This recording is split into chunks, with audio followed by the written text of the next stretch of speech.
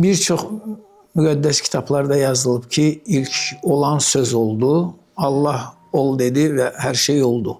Amma bizim Quran-ı Kərimdə də var ki, Allah bir şeyin olmağını istəyərsə, Quran ayəsidir, ona ol deyər və o olar. Və hətta belə bir ayə var ki, Allah deyir ki, istər-istəməz vücuda gəlin, yəni olun, onlar istəyərək vücuda gəldilər və oldular. Sözün əhəmiyyəti böyük olub. Fransız yazıcısı, klassik Alexander Dumas var. Bir oğul Dumas var, bir ata Dumas var. Daha məşhur ata Dumas'dır. Qafqazlara səyahət eləyir. Qafqazda müxtəlif millətlər var. Onların içərisində Gürcülər, Ermənilər, Azərbaycanlılar. O vaxt Azərbaycanın sözü işlətmirdi. Rus imperiyası bizə Qafqaz tatarları deyirdi. Alexander Dumas belə bir əsərində belə bir söz varmış ki, ticarət əhli ilə ünsiyyətdə olub burada və belə bir ifadə işlədib ki, Gürcülərlə iş görəndə müqavilə bağlamaq lazımdır. Tatarlarla iş görəndə müqavilə bağlamağa ehtiyac yoxdur. Verdikləri söz müqavilə qüvvəsindədir. Ermənilərlə də müqavilə bağlamaya ehtiyac yoxdur. Çünki nə cür bağlasan müqaviləni altından sürüşüb çıxacaqlar. Mən bu sözü işlədirdim, amma konkret mənbədə mən onu görməmişdim. Bu dəfə amma fikirləşdim ki, mən bunu auditoriyada sözlə bağlı bir şey deyəcəm. Mən onun mənbəyini tapım. Bir əməkdaşımızdan xahiş elədim. O mənə ingilis dilində onun variantını tapdı və orada ingilis dilində oxuyanınız varsa çox sadədir. Hətta mən oxuya bildim onu. With Tatar, you don't need signature. İmzaya ehtiyac yoxdur. Your word is enough. Sözləri kifayətdir. Kitabı da görürsünüz, o kitabın üz qabığıdır. Qafqazlara səyahət Alexander Dumas. Mən istədim ki, heç olmasa bir dəfə olsun bunu mənbədə görüm və gördüm. Demək, bizim keçmişimiz, bizim əcdadımız, bizim bu yaxın keçmişimizdə sözün elə bir böyük mənası var imiş ki, insanların verdiyi söz, dediyi söz müqavilə kimin idi, imza kimin idi. Yəni, heç bir, mən araşdırmama görə, heç bir xalqda kişi sözü anlayışı yoxdur. Kişi söz deyib, vəssalam, yəni bunun o tərəf, bu tərəf ola bilməz. Kimsə eşitdi ki, bir nəfər bu sözü dedisə, deməli altında imzası yox, öz namusu, qeyrəti, öz mənliyi, öz şəxsiyyəti var. Söz bu qədər əhəmiyyətli olub. O zaman insanlar bir-birinə sözlə etibar ediblər. Həyat həmişə çətinliklərlə olacaq. Verilən sözü tutmaq lazımdır. Görürsünüz, bizim keçmişimizdə o sözü elə belə deməyiblər. O söz bir əhd kimin, bir insanın imzası kimin, bir onun siması kimin əhəmiyyət daşıyıb. İnsanın dəyəri onun verdiyi sözün dəyəri qədər ölçülüb. Əməl ilə sözün nə qədər üst-üstə düşəcəksə, bir-birinə uyğun gələcəksə, başqaları yanında sözün bir o qədər kəsəri olacaq. Bu dəqiqə o qədər valideyn şikayət edir ki, övlad sözümə baxmır, övlad sözümü eşitmir, filan kəsə sözümü. Özümüzə dönüb baxmalıyıq. İkicə şey. Yaradanın sözünə biz nə qədər əhəmiyyət, dəyər verib və onu nə qədər yaşayırıq, sözümüzlə əməlimiz bir-birinə nə qədərdir. Çoxumuz içi mən qarışıq, deyirik bir şey, eləyirik başqa şey. Sözünün kəsəri olmayacaq. Ancaq indiki dövrdə bayaq dediyim məsələ, bir-birimizin sözünə etibar edə bilmirik. Bir şey deyəndə doğrudan belədir, yəni dəqiq sonra fikrin dəyişməyəcək ki, artıq özümüzə də və bir-birimizə də etimad məsələsi şübhə altına düşür. Bu isə çox ciddi bir şeydir. Amma hər şey bilsiz nədən başlayır? Hər kəs özünü bir check-up eləyib baxsa, yaradana bizə olan sözlərinə münasibətimiz, biz nə qədər yaradanın bizə olan müraciətinə dəyər verib, ciddi yaşayırıq və nə qədər öz həyatımızda əməlimizlə sözümüz üst-üstə düşürsə, bir o qədər cəmiyyət də, cəmiyyətdəki dəyər sistemi də inkişafa doğru gedir. Bu məsələ zəiflədikcə ünsiyyət, münasibət, hər şey tənəzzülə gedir və ailə münasibətlərinin də dağılmasının kökündə bu durur. İnsanların bir-birinə etibarı, etimadı yoxdur. Həqiqəti bilib, həqiqətə oxşar yalanı danışarkən bədənində baş verən psixofizioloji proseslərdən danışacağıq. Sən demə, Quranda bir ayə var, deyir, əzalarınız sizin əməllərinizlə bağlı şahidlik edəcək. İnsan yalan danışan kimin beynində amigdala deyilən bir hissəciyi hormon ifraz edir. Qısa bir zamanda qanla bütün bədənə yayılır və bədən buna etirazın verir.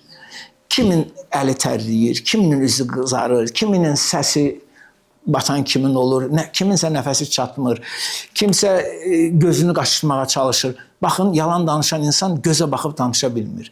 Çünki gözündə baş verən dəyişikliyi alt şuur səviyyəsində hiss edir və gözünü qaçırmağa çalışır.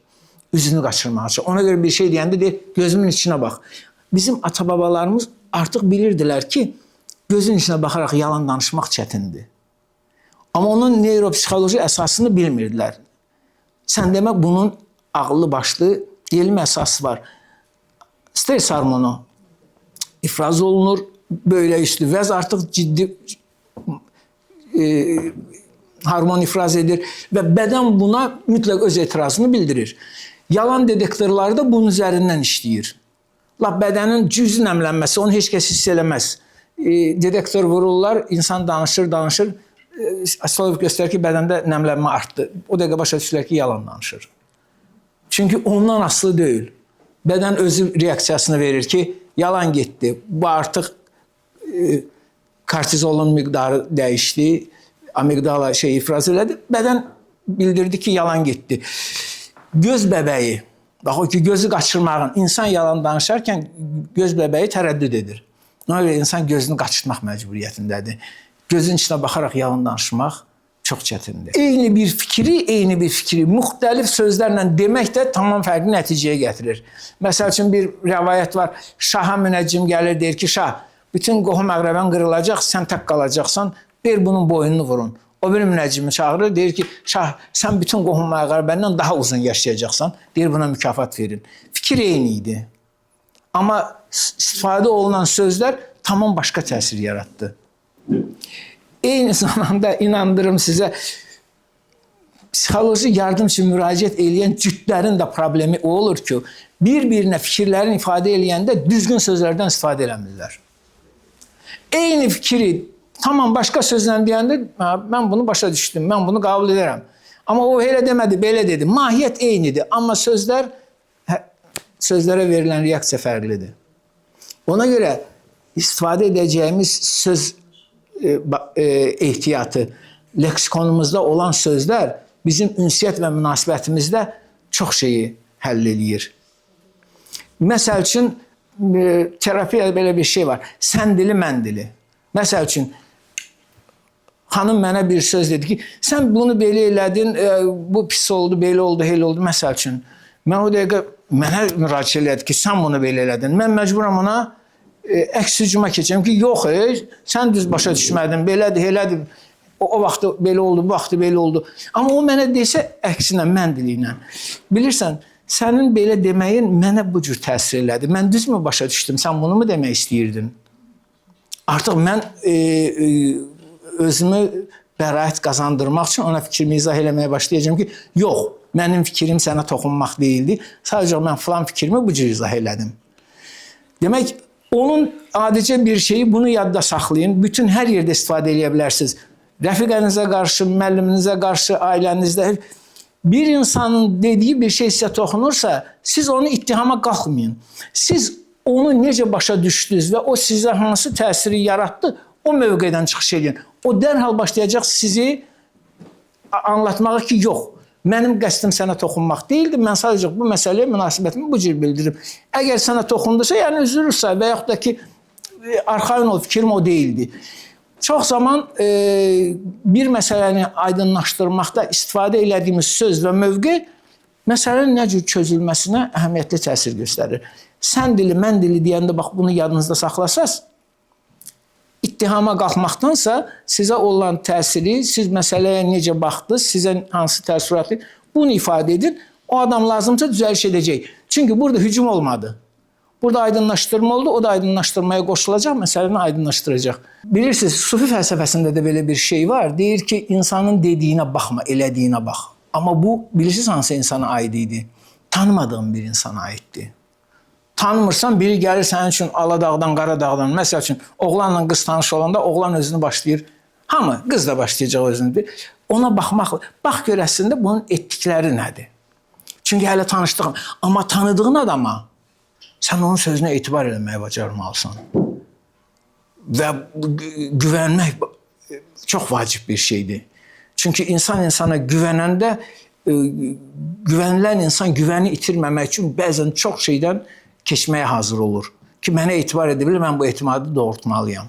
Sözlər bizim təkcə fikrimizin ifadəsi deyil. Ona yüklədiyimiz məna, ona yüklədiyimiz emosional çalar da əslində bizim daxili aləmimizdən xəbər verir. Bir insanın danışan kimi sən bilərsən, bunun söz o dəqiqə biləcəksən. Məsələn, biri danışsın, mən o dəqiqə bilirəm, bu klassik ədəbiyyat oxuyub yoxsa yox.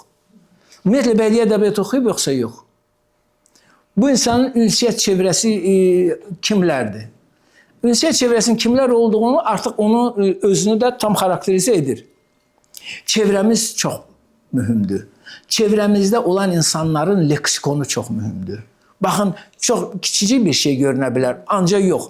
Bu yaxında bir araşdırma var idi. Çevrənin danışdığı, çevrəndəki insanların istifadə etdiyi sözlərdən bəlli olur ki, sən hansı səviyyənin insanısan. Övladının leksikonunda fərqli sözlər eşitdinsə, artıq ayıq-sayıq olmalısan. Leksikonda gələn sözlər artıq bunun çevrəsində baş verən dəyişikliyə dəlalət edir. Artıq bunun risk qrupuna aid olub-olmaması barədə tutarlı məlumat verir. Görün, yaradan nə qədər insanın dürüstlüyünə, onun sözlərə münasibətinə fikir verir. Ey iman gətirənlər, kimin əleyhinə olursa olsun, doğru şahidlik edin, yəni düz danışın. Əgər yaradan insana bu cür danışdığı sözlə bağlı, dürüstlüklə bağlı şərtlər qoyursa, demək biz vaxtında elə şeylər var idi ki, o bir sözə görə Azərbaycanlı uşaqları əskər gedirdi Rus şəhərlərinə. Orada Rusların leksikonunda söyüş mənasında yox, amma pis mənada bir ədəb sözlər işlədirdilər. Onlar üçün belə söz bağlayıcısı kimi istifadə edir. Biz nə qədər Azərbaycanlı uşaq onun üstündə davaya, qırğına, tribunala düşməli oldu. Dəfələrlə hadisələr oldu. Söz bizim üçün o qədər əhəmiyyətli idi. İndi çox acınacaqlı haldır ki, görürsən ki, bizim öz uşaqlarımız məktəblərdə o sözlərlə bir-birinə güya zarafat eləyirlər. Söz hansı səviyyəyə düşübsə, insanın mənəviyyatı ondan da aşağıdadır. Söz təsadüf deyilmir. O qeyd olunur və məsuliyyət yaradır. Tövbə surəsində. Ey iman gətirənlər, Allahdan qorxun və düz danışanlarla birlikdə olun. Yəni, çevrəndə yalan danışan varsa da artıq sənin məsuliyyətin var. Düz danışanlarla birlikdə. Çünki o yanındakı yalan danışan əvvəl-axır səni bulaşdıracaq. Əvvəl-axır onun törətdiyi nəysə bir şey sənə də bulaşacaq. Yəni, düz danışanlarla çevrənin kim olmağı əhəmiyyətlidir. Ey iman gətirənlər, etməyəcəyiniz bir şeyi niyə deyirsiniz? Deyir ki, görüşərik, yəni başdan elədi. Məsəl üçün, müsahibələr gedirsiniz, danışdırır, gedin biz sizlə əlaqə saxlayarıq. Sonra da əlaqə saxlamırlar. Yalan formal səviyyədə elə bil ki, rəsmi statusa gəldi. İnsanı etiraz etdiyin bir şey öldürmür. Dediyin yalan öldürür. Yəni, biri var ki, sən mənə deyəsən ki, yox, mən bunu sənə verə bilmərəm. Bir də, baxaram, eləyərəm, amma fikrin verməməkdir də. Sən onda ümid yaradırsan, sən onda güman yaradırsan, etməməlisin. Onu etmək olmaz, o düz deyil. Sən düzün deməlisən. İmkanım yoxdur, nədirsə. Yoxsa ümid verirsən, sonra başlayırsan. Borc istəyəndə, borc verəndə, bütün ünsiyyət münasibətlərdə yaradanın qoyduğu qayda var. Biz özümüzdən qayda uydurmalı deyilik. Yəni, sən düzün deməlisən.